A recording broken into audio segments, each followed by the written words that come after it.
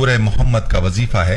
اگر آپ اس طریقے پر سورہ محمد کی تلاوت کرتے ہیں جو میں آپ کو بتاؤں گا تو آپ کی ہر پریشانی انشاءاللہ ختم ہو جائے گی، ہر حاجت پوری ہوگی، اور جو بھی دعا اللہ کی ذات سے مانگیں گے وہ دعا پوری ہوگی۔ اس وظیفے کو جس مقصد کے لیے کریں گے وہ مقصد پورا ہوگا۔ محمد بہت ہی پیاری اور بہت ہی مبارک سورت ہے۔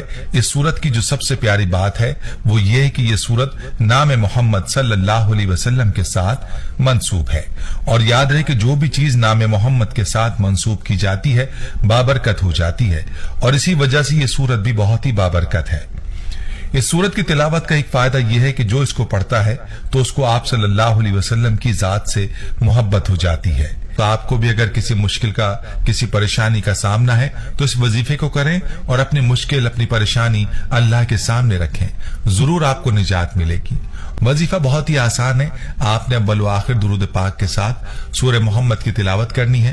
1 بار کریں، 3 بار یا 7 بار اس سورت کی تلاوت کریں اور اللہ تعالیٰ سے اپنی پریشانی اور اپنے مسئلے کے لیے دعا مانگیں۔